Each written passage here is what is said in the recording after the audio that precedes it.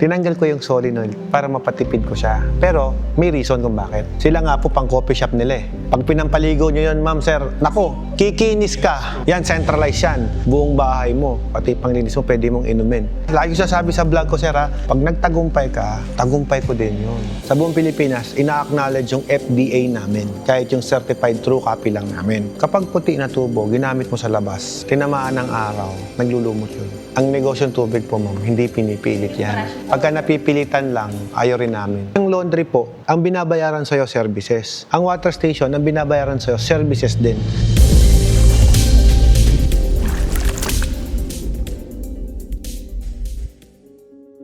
Kahit ito. Ito? Yung ganito. Ay, yung maliit? Oo. Ay, yan po. Bahay.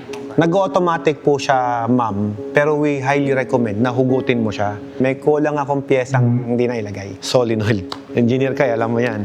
Yung solenoid na yon, may presyo din kasi. Pag nilagyan ko ng solenoid, ang mahal ang presyo. Tinanggal ko yung solenoid para mapatipid ko siya. Pero may reason kung bakit. Kasi di ba may ultraviolet? Pag sinaksak mo, andar yung ultraviolet, andar yung motor.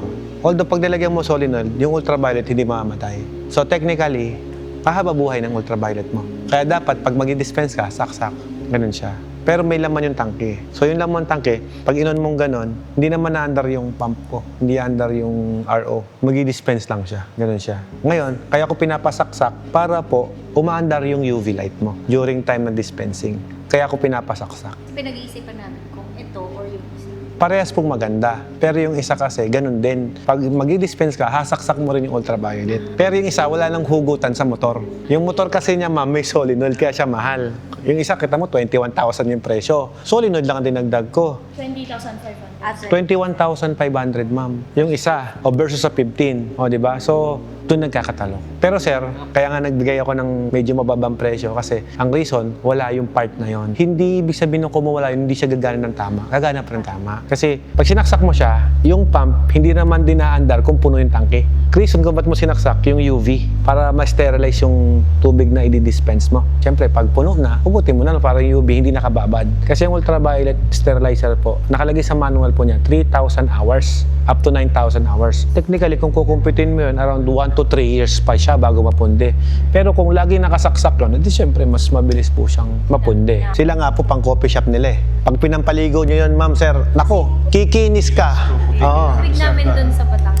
You will see the brown. Mataas ang either kalawang or manganese ng water. Hindi talagang hindi na natatanggal yun sa balde yung brown. Nag-stain siya. Madali naman tanggalin yun, sir. Lalayan lang natin ng manganese yun o kaya water conditioner. Matanggal yun. Pero, yun nga lang, may gastos. Siyempre, everything na gagawin natin may gastos yan pagka may gusto kang matanggal. 45K ba, ate? Yung pambahay natin.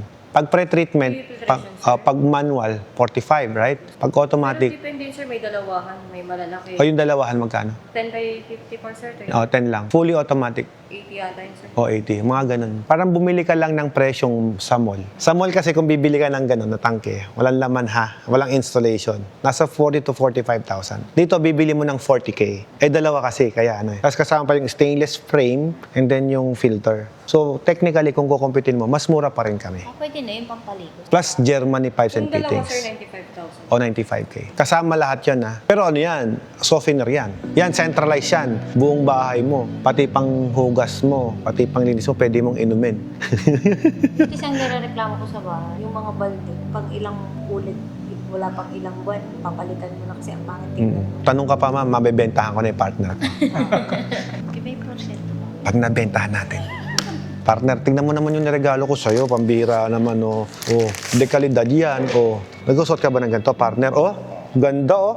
Oh, kita mo, sir, oh. Oh. Ang sarap na may long sila may t-shirt. O, diba? Hindi, tigisa sila. Ayun sa'yo. Text natin yung sir. Pupunta kami sa kanila bukas. Ay, ito, sir, sa'yo. Ang ganda, oh. Bukod dekalidad yan. Sir, baka sa Bicol, ikaw palang meron ito. Kasi ito, hindi mass production ang gawa namin ito. Ito po ginagawa namin, limited lang talaga. Kasi ano siya, pinapatahi namin. Kami na mismo nagpiprint. Mitikuloso pagdating sa pizza. Oh, tsaka sa machine, napansin ko, metikuloso kayo. Umabot pa nga kayo sa importer. Sipin mo, hindi nakapasa yung kabila, sa akin nakapasa. Sana Lord, tagumpay kami sa negosyong ito. Nako, ipagdadasal ko, ma'am. Pag yung mga client ko nagsiyaman, aba, may mukha akong i-arove sa inyo. Sarap ng feeling, ano? Oo, lagi ko sasabi sa vlog ko, sir, ha, pag nagtagumpay ka, tagumpay ko din yun. Diba? Kasi pag yumaman ka, sir, naimbitahan mo ako sa lugar niyo. Pambiro naman, uy, si Alfred nag-start niyan. Oh, masarap. Naging party ako ng inyong tagumpay. Di, ang sarap.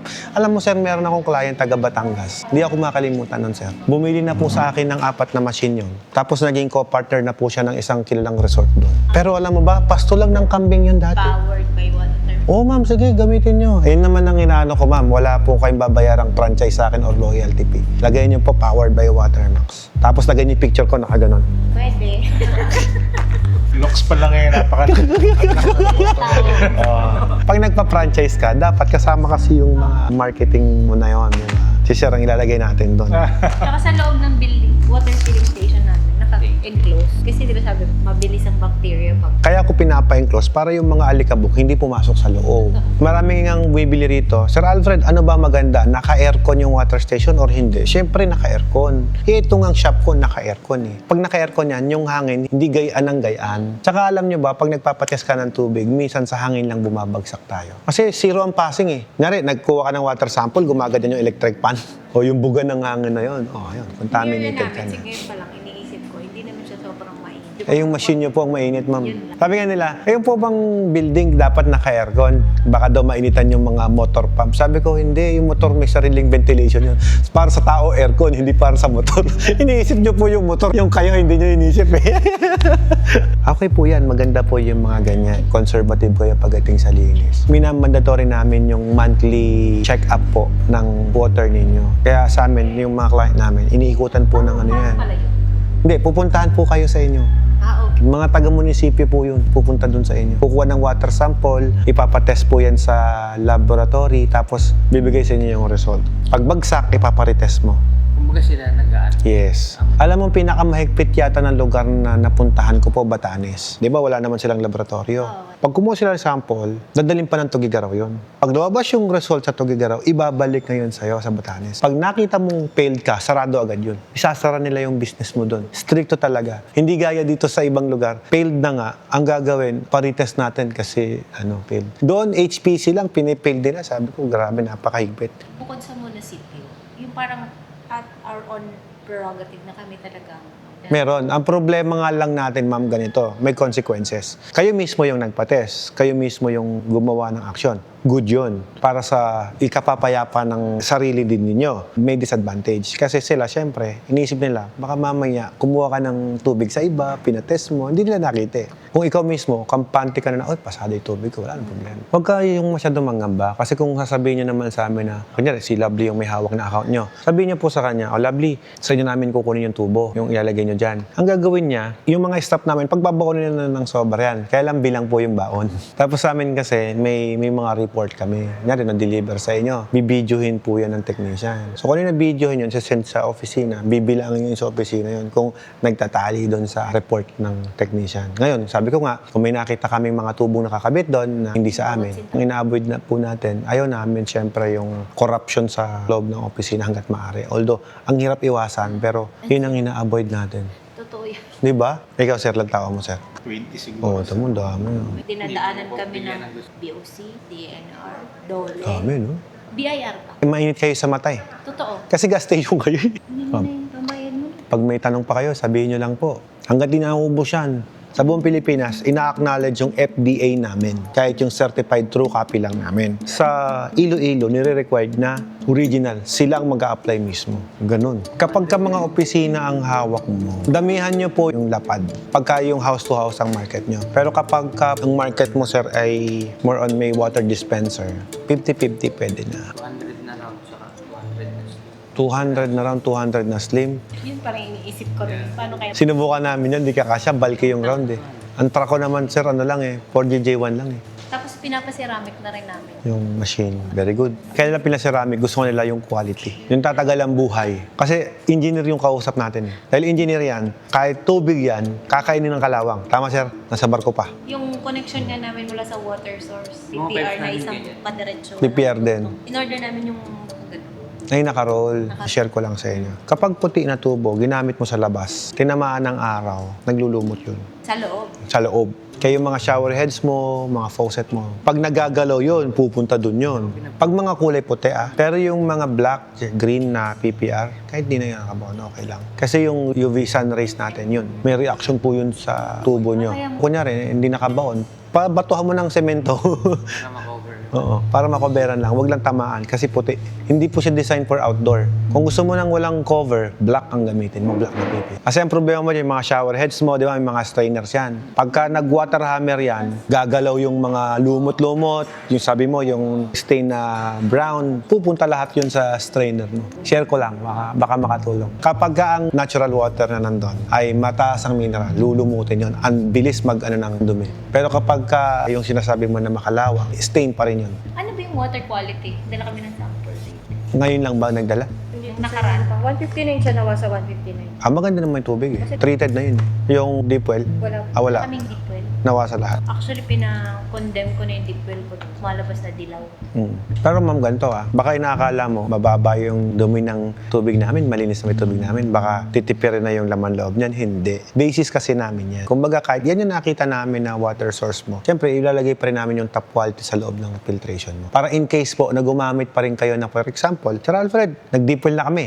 Bigyan mo kami ng water sample ulit Kasi doon namin malaman kung pasok ba yung deep well mo na yon sa components ng setup namin. For example, ang nakuha mong deep well, brackish water, maalat-alat. Hindi pala compatible doon sa membrane natin. So, pwede tayong mag-replace ng membrane for BW, brackish water, sir. Nag-iiba din po ng supply. Pero yung element, we will see to it na, syempre, pasok doon sa standards. Kagaya niya, nalaman namin, nawasa yan. So, basically, may chlorine yan. May activated carbon kaming lalagay. Kapag kaya, deep well, wala namang chlorine, hindi na namin lalagyan ng activated carbon yan. Yung isang basin, lalagyan namin ng puro softener yun. Kumbaga, lalaruin namin yung design namin. Yun yung customized.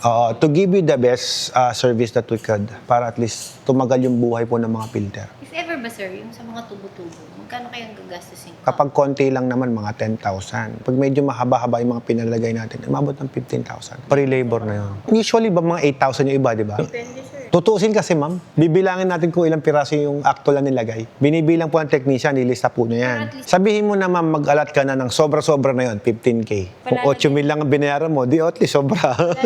Yung galon naman, ma'am, minor problem lang naman yun. Ang importante yung makina. Kung ilan lang mapagkasya namin, yun na lang yung karga namin. Kasya yun, 100, 200. Ilalagay ko sa loob ng tangke mo, sir. Rola, sir. Oo, yung mga ganun. Pag bumili naman kayo sa amin, may kasama na. Bibigyan namin kayo ng rola.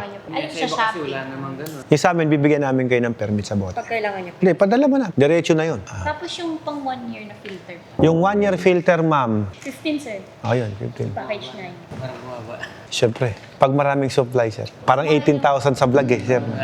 Siyempre, nang nagbablog ako, sir, medyo mahal ang kuha namin. Kapag maraming supply dumating, baba din tayo. Ano? Saan dito sa mga? Malapit na magnegosyo tubig to. Ang negosyo tubig po, ma'am, hindi pinipilit yan. Kapag gusto mo talaga, gusto mo.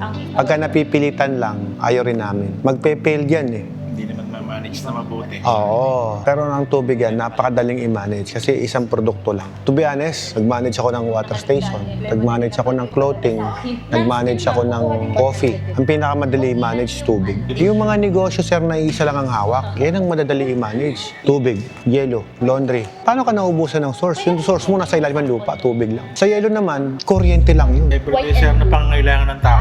Tama. Ito, for example, sa serve mo sa customer mo, ang nakalagay po dito, coffee shop nyo na. For example, ito, parang ganyan, Manscape. Piprintan namin kayo. O kaya, kung may sarili kayong printing doon, mas maganda. Kung nagtitipid kayo, alam nyo yung pang-stamp sa papel. Ginaganon. Paukit nyo na lang yung coffee shop ninyo, igaganon mo lang yun. O, tapos, yan na yun. Ang ano kasi namin, sir, meron kami ditong lababo. Pagdating ng mga bottle, outside lababo, Hugasan nyo sa labas, sa labas. pre-wash sa labas, Tapos dito na final ipapasok. cleaning sa loob. May lababo. Kumbaga ito, may window dito na yung Yes. after dito papasok. Saan dito na yung mga Final gripo ko, hugas. dito na ang labas. Ganun. Sige, sir, kung ano na lang yung setup nyo. Mas maganda yung natin binabago yung setup namin para hindi kami nahihirapan Sa mag-assist. power, bali dalawang outlet. Or, Isang outlet lang, sir. kumbaga sa ABR na isang saksak na lang. Yes, sir. Ang nangyari, sir, setup namin, di ba kasama yung previous namin ABR. So, yung ABR natin, sasaksak dyan sa power supply ninyo. From your power supply, doon kami nakatap yung machine sa automatic voltage regulator natin. Ganun siya. So, isa lang ang saksakan. Ay, magpo-provide pa tayo ng breaker o may sarili na siyang breaker? Sa building. Ah, sa Kailangan niya sa building. Oo. Ano ba yung ilang amperes ba yung breaker natin? 30 amperes sa main mo, dapat mga 100 or 60. Pwede na yun. Para iwas lang tayo sa overloading. Kinukuha namin yung exact lang. Lagi kasi nagba-brown out sa akin. Palagay na kayong solar. May generator naman ako. Wala pang budget. At saka baka may solar installation na ako dyan. Sir. Yan Lahat na maganda. Pinapasok ko na nga yan, sir. Sa gilid na lang yan dyan. No? Basta yung power supply, malayo sa water area. Yung sa washing area. Layo nyo dun. Tapos, sir, dito yung dispensing mo, sir, di ba? Dapat may saksakan ka dito para sa heat gun. Magsiselyo ka eh. Para hindi na masyadong buhat ng buhat. Sa backwash. Kasama ba yan? Yung pipe nun? O kami na Basta sa building, hindi po kasali. Yung paglabas sa machine, syempre kasali yon. Pero yung pag lumabas sa machine, papunta na sa building, yun ang concern natin, hindi kasali. doon na lang. Doon magduduktong. Kanina. Konti lang, opo. Pero yung tao ko gagawa, Anong size po kayo? yung layout po na ibibigay namin, sir, may mga sukat. Naibigay na ba yung layout sa kanila? Meron na. Meron na. O meron na pala eh. Assist na lang namin kung sakasali niya kalimutan, sir. Masakit yung ulo ko tignan eh. Maraming line. Oo.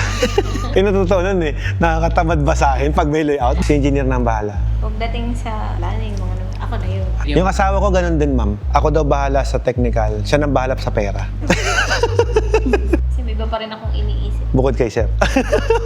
Kasi yung anak na yung panganay, Mami, pwede kayo pagtayo ng laundry dito. Sabi, hindi. Sabi ko kasi, Pero minsan kasi pag naitayo mo na, dun ka na naglalabas na. Ang totoo po niyan, nasabi nyo lang po ngayon yan. Kasi iyon po yung idea na nakikita ninyo. Technically po, no? Kunyari ako, nasa probinsya ako. Ang hanapin ko talaga laundry. Bakit? Ayoko na naabala. Mas gusto ko ini-enjoy na yung pamasyal ko sa somewhere else I wanted to go. Ang malalakas po na negosyo kasi, yung ikaw yung mag-uuna. Tapos magugol ka, gagayahin ka na lang ng mga yan. Kahit nasa probinsya ka. O, typical. Ang pag-laundry sa probinsya, ibang klase ang approach. Siyempre sila, may laundry shop ka, nasa probinsya ka. Tatangkilikan ng mga tao yan. Siyempre, kailangan mong i-market. Paano yung marketing nun? Yung iba, sinasabay sa water station. Pag pick up ng galon, sinasabay yung labada. Yung laundry po, ang binabayaran sa'yo, services. Ang water station, ang binabayaran sa'yo, services din. Eh, same mo naman ginagawa, dinadaanan ng mga staff mo yan eh. Why not pag-deliver mo ng tubig, kasama na yung labada nila? Ganun po ang ginagawa nila. Eh ngayon po, ang nangyayari po sa laundry business po, pag kinumpit mo kasi, ang puhunan mo sa tubig, piso. Ang puhunan mo sa gasol, 80 cents. Kasi may gasol na kasama yan eh. So yung 80 cents plus piso, sabihin mo na 2 piso puhunan mo. Eh magkano siningisingil mo per load? Ang 8 kilos na sa 190 full service. Less 2 pesos, yun yung kita mo. Pag full service sa'yo na kasi sabon. Eh mas mahal naman po ang singil. Oo. Iba po ang rate ng full service sa per kilo. O idadagdag mo kasi yung sabon. Ganon din po yung approach sa laundry. Walang mag-walk-in, di-deliver mo talaga. Sa negosyo naman, you will create your own demand. For example, kayo nasa probinsya, ba't kayo nagtayo ng coffee shop sa probinsya? Sino magkakape sa probinsya? May 3-in-1 coffee shop sa bahay. Pero bakit kayo nagtayo ng coffee shop sa probinsya? Kasi you create your own demand. You create your own market. Ganon din naman po sa lahat ng negosyo. Kagaya ako, ma'am, ito. Andito ako sa... sabi niya namin, ito napakaliblib na yung lugar. Di ba? Nasa liblib na lugar ako. Mga namin, sabi niya, ba't hindi dito tayo sa... O, diba? Tama yun. Waste na lang yung It's- susundan eh. It's a living proof na I don't need to rent to give you a good service. Bakit ko kailangan magrenta sa ibang lugar? Eh, magbabayad pa ako. Ang mahal-mahal ng renta. Eh, syempre, pag mahal ang renta, charge ko sa inyo yung renta ko. Sama kasi sa costing.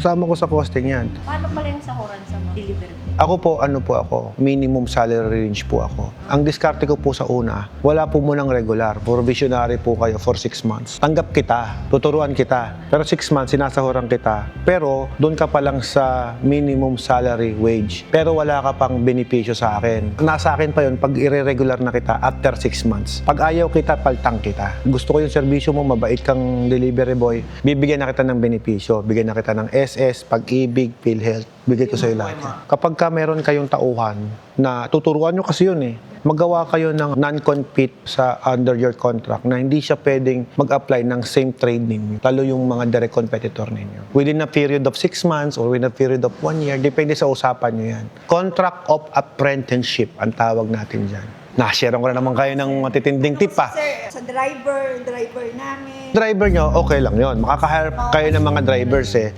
Ang masakit po niyan, pag merong nabibitbit na asset mo, na knowledge. Kasi for example, tinuruan nila ma'am yon na mag-deliver ng tubig. Ito, dito yung mga customer mo. Siyempre, siya yung nakikita ng tao. Ngayon, nagtayo ngayon to ng water station. Tinukso nito, sa akin ka magtrabaho, doblehin ko sahod mo. Dinoble, siyempre, lipat ako sa'yo, doble. Yung mga customer nito, Napapasa din sa bag. napunta dito. So, yun yung ina-avoid natin. Kaya dapat, meron kayong kontrata nung tauhan mo na hindi ka pwedeng mag-apply with this period para at least yung mga customer mo ma-advise ninyo na hindi na siya connected sa inyo. Contract of apprenticeship. Parang ganun yun. If you have extra space on your area, on your house, on your backyard or what, pwede dun eh. Sa atin, naging proven lang yan nung pandemic na. Nag-evolve na yung mga Pinoy. Pwede palang magnegosyo sa bahay lang. Some of the customers, kahit hindi ko mga customers, nagsasara yung tubigan because of the rent. This business is a services. So kahit bigyan kita ng magandang produkto, bigyan kita ng magandang machine, but if you produce a bad services to your customers, siyempre, mababankrupt ka dyan. Workable, kuha kayo sa akin ng maliit na package. Tapos anong capacity? 3,000 to 6,000 gallons per day, kaya po yun. Smaller space, smaller machines. Mas nakatipid ka pa.